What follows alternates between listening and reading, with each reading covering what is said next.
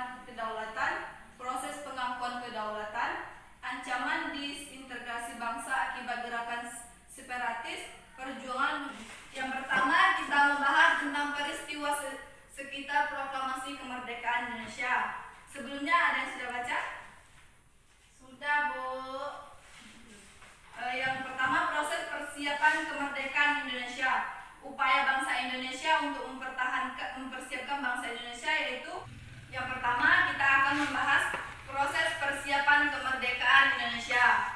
Adapun upaya bangsa Indonesia untuk mempersiapkan bangsa Indonesia, yang pertama terbentuknya BPUPKI. Sebelumnya ada yang tahu kepanjangan dari BPUPKI? Tahu Bu, saya Bu. BPUPKI adalah Badan Penyelidik Usaha-Usaha Persiapan Kemerdekaan Indonesia yang disingkat menjadi BPUPKI. Ada yang tahu tanggal berapa BPUPKI didirikan? Tidak, saya tidak tahu. Saya Bu. 21 lah. Bukan, saya Bu. Saya Bu. 29 Mei 1 Juni 1945. Salah Bu. Saya Bu. 7 September 1944. Itu betul. BPUPKI terbentuk pada tanggal 29 April 1945. Pada awalnya, jumlah anggota BPUPKI ini hanya 60 orang dan kemudian ditambah 1 orang ketua dan 2 orang wakil ketua, sehingga menjadi 63 anggota. Oh, Kemudian ada yang tahu siapa ketua dari BPUPKI? saya Bu. Saya tahu Bu. Saya Bu. Mister Muhammad Yamin. Saya Bu. KRT Rajiman Wetio. Ya. Kemudian sidang BPUPKI dan perumusan dasar negara. Ada yang tahu? Saya Bu. Sidang BPUPKI itu ada 2 kali ya.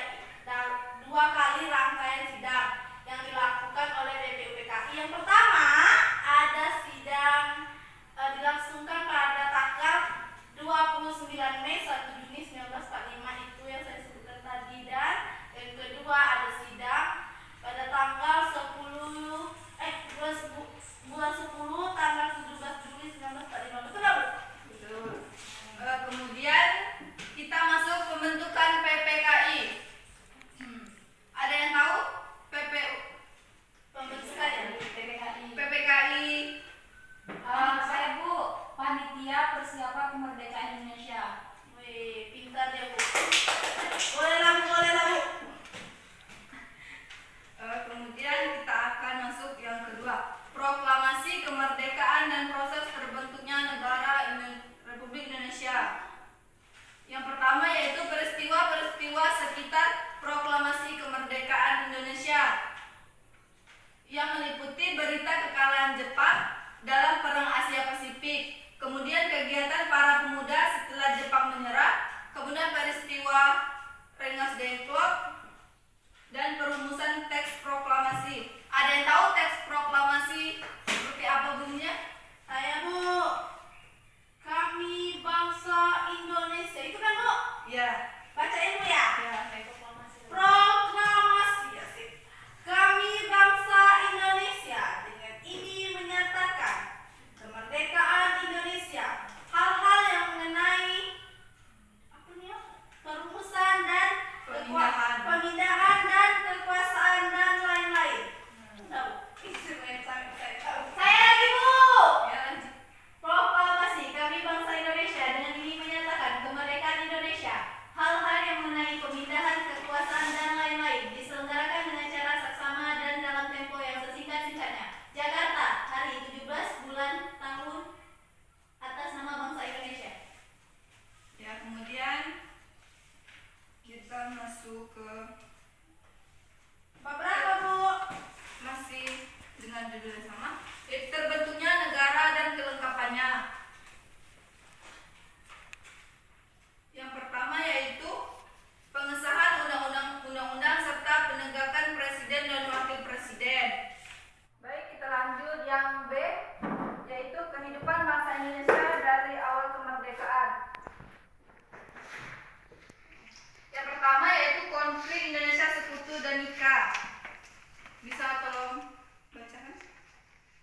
Dari konflik Indonesia Sekutu dan Nikah sejak Jepang menyerah, Komando Sekutu untuk Asia Tenggara, Southeast Asia Comdivisi, diserahkan oleh Amerika Serikat kepada Inggris. Pasukan Inggris yang dipimpin oleh Laksamana Lord Louis Mountbatten mendapat tugas untuk mengambil alih kekuasaan Jepang di seluruh kawasan Asia bertugas ke Indonesia disebut Allied Forces Netherlands East Indies. AFNI. Pasukan tersebut dipimpin Letnan Jenderal Sir Philip Christensen, merupakan bagian dari SEC yang berkedudukan di Singapura. Sudah ya? Kemudian kita akan membahas tentang, bisa dilihat di bukunya masing-masing. Sudah, Bu. Konflik Indonesia melawan Belanda. Bacakan, Bu, ya? Ya, Konflik Indonesia melawan Belanda. Mengapa terjadi konflik antara Indonesia dan Belanda? Perlu dipahami bahwa berbagai peristiwa heroik yang telah terjadi beberapa tempat di Indonesia itu, rakyat dan para pejuang Indonesia terus berjuang melawan tindakan sekutu dan NICA yang mengganggu kemerdekaan Indonesia. Di pihak lain, Inggris ini selaku wakil sekutu sedikit demi sedikit menarik diri dan memberi kesempatan kepada tentara NICA Belanda untuk berperang beberapa tempat yang telah ditinggalkan sekutu diambil alih oleh Belanda. Sampai mana, Bu, bacanya, Bu? ya cukup.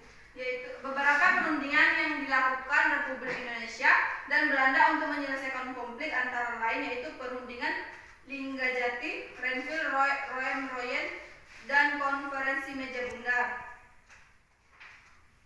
Yang pertama yaitu perundingan Linggajati. Pokok-pokok perundingan Linggajati itu adalah sebagai berikut.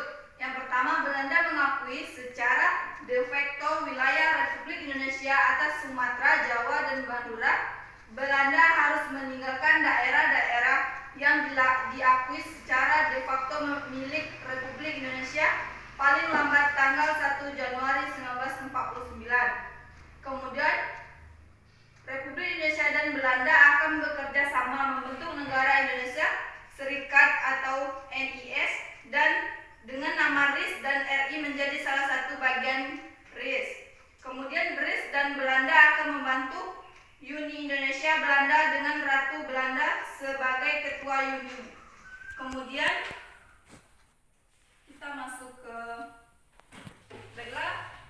Kemudian kelanjutan diplomasi dan pengakuan kedaulatan. Yang pertama itu Konferensi Inter-Indonesia. Yang kedua konferensi meja bundar. Kemudian pembentukan RIS dan pengakuan kedaulatan. Baiklah, Ibu rasa materi hari ini cukup sampai di sini. Apakah ada yang ingin dipertanyakan atau kurang jelas? Tidak ada, Bu. Baiklah, kita akhiri pelajaran hari ini dengan berdoa menurut kepercayaan masing-masing. Berdoa dimulai. Berdoa selesai. Sampai ketemu di minggu depan.